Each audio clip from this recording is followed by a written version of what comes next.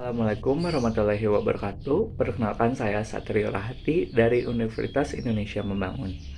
Video ini dibuat untuk memenuhi ujian akhir semester di mata kuliah Manajemen Retail. Pertama, saya akan membahas tentang retail sendiri. Toko retail adalah salah satu tempat di mana terjadi transaksi antara penjual dengan pembeli untuk transaksikan penjualan barang ataupun pertukaran informasi. Selanjutnya, di dalam retail sendiri terdapat 5 jalur distribusi. Yang pertama ini adalah produsen langsung kepada konsumen akhir. Yang kedua, dari produsen menuju ke pengecer dan kepada konsumen akhir. Ketiga, produsen ke pedagang besar, kepada pengecer dan kepada konsumen akhir. Keempat, produsen kepada agen, selanjutnya kepada pengecer, dan terakhir kepada konsumen akhir. Yang terakhir, yang kelima, ada dari produsen menuju agen, menuju pedagang besar, kemudian ke pengecer, dan terakhir kepada konsumen akhir. Untuk toko retail sendiri yang berada di lingkungan rumah saya, kebanyakan melalui produsen, pengecer, kemudian ke konsumen akhir.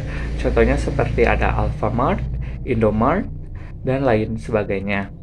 Untuk warung kelontong sendiri, sama seperti Alfamart dan Indomart. Sekarang saya sedang berada di salah satu toko retail, yaitu di Alfamart.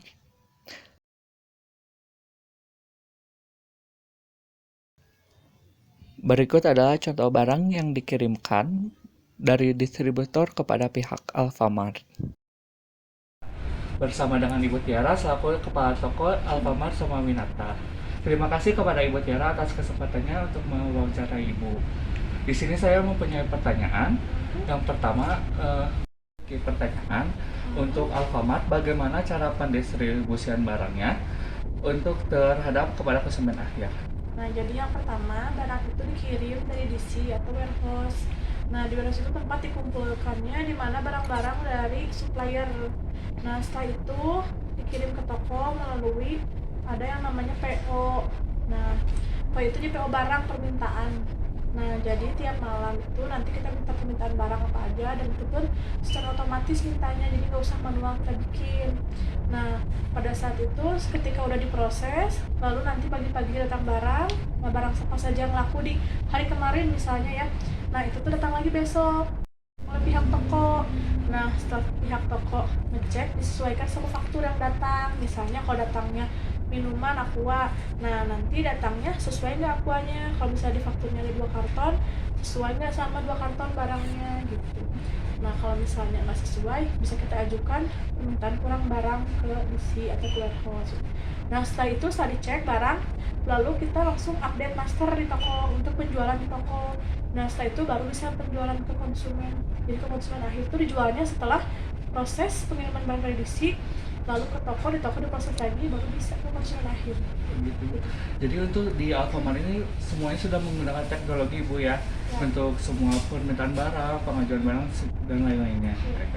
Untuk pertanyaan selanjutnya, Ibu, bagaimana jika ada barang yang expire atau barang yang rusak, itu Alfamart seperti apa ya Bu menanganinya? Nah, jika misalnya ada barang rusak dulu ya.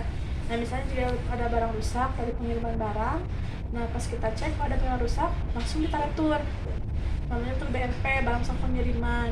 Nah, karena itu bisa jadi rusaknya pas pengiriman barang di dalam mobil, ataupun misalnya barangnya sensitif rawan di dalam kontainer misalnya ya. Nah, kegoyang-goyang pada saat perjalanan menuju ke toko, itu kan bisa saja rusak. Nah, itu bisa kita retur. Nah, tapi kalau misalnya barang expire, itu kan yang nyari dari pihak toko nih, misalnya di rak. Nah, rutin misalnya tiap hari itu jalan kebersihan rak namanya.